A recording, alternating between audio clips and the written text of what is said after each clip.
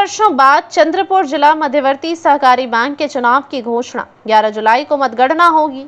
Bank को मिलेगा नया संचालक मंडल। चंद्रपुर जिला मध्यवर्ती सहकारी बैंक के बहुप्रतीक्षित चुनाव की घोषणा आखिरकार हो गई है। गुरुवार 5 जून से नामांकन प्रक्रिया शुरू हो रही है। 11 जुलाई को मतगणना होगी और बैंक को नया संचालक मंडल मिलेगा। इस चुनाव को लेकर काफी प्रतिस्पर्धा रहने की संभावना जताई जा रही है। वर्तमान संचालक मंडल का चुनाव वर्ष 2012 में हुआ था। संचालक मंडल का कार्यकाल सामान्यतः 5 वर्षों का होता है, लेकिन मामला न्यायालय में लंबित होने के कारण चुनाव नहीं हो सका। इस अवधि में बैंक विभिन्न घोटालों के कारण चर्चा में रही। इस बीच न्यायालय ने 6 महीनों के भीतर चुनाव प्रक्रिया पूरी करने का आदेश देते हुए वर्तमान संचालकों के अधिकार स्थगित कर दिए। इसके बाद चुनाव प्रक्रिया ने रफ्तार पकड़ी।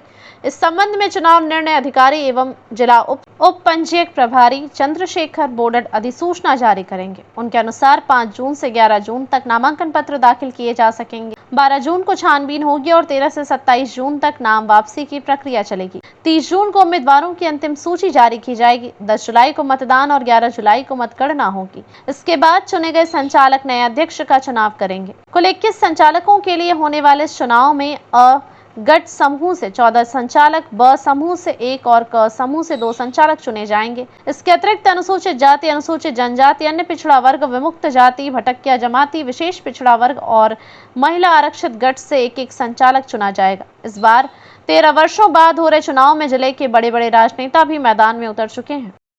मध्यवर्ती सहकारी बैंक मर्यादित नागपूर या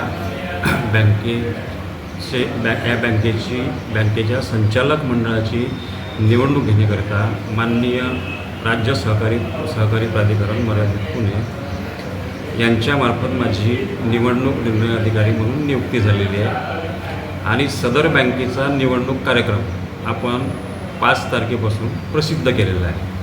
निवडणूक कार्यक्रम व सूचना तालुक्यातील सर्व सहाय्यक निबंधक कार्यालय, बँकेच्या जिल्हा मध्यवर्ती बँकेच्या शाखा यांच्या सूचना फलकावर प्रसिद्ध केलेला आहे। निवडणुकीची प्रक्रिया आजपासून सुरू झालेली आहे। नॉमिनेशन उमेदवाराचे नॉमिनेशन आजपासून सुरू झालेलं आहे। सदर नॉमिनेशन दाखल करणे, विक्री करणे हे 5/6/2025 पासून 11/6/2025 पर्यंत दुपारी 4 वाजेपर्यंत राहील। त्यानंतर सदर प्राप्त झालेल्या नामनिर्देशन पत्राची छाननी दिनांक 12/6/15 रोजी सकाळी 11 वाजतापासून करण्यात येईल। छाननीनंतर विधिग्राह्य नामनिर्देशन पत्राची यादी दिनांक 13/6/25 रोजी प्रसिद्ध करण्यात येईल। नामनिर्देशन पत्र मागे घेण्याची अंतिम दिनांक 13/6/25 ते 27/6/25 पर्यंत आहे। वेळ सकाळी 11 ते 3।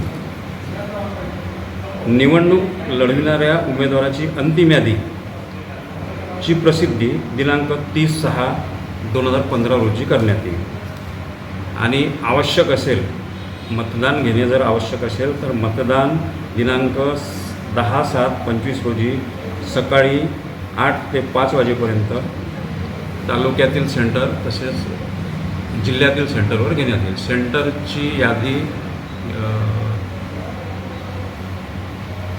या प्रक्रियेनंतर नॉमिनेशनच्या प्रक्रियेनंतर प्रसिद्ध करण्यात येईल आणि मतमोजणी आहे ती 11/7/2015 रोजी सकाळी 9 वाजतापासून सुरू करण्यात येईल। असा हा निवडणुकीचा कार्यक्रम आहे।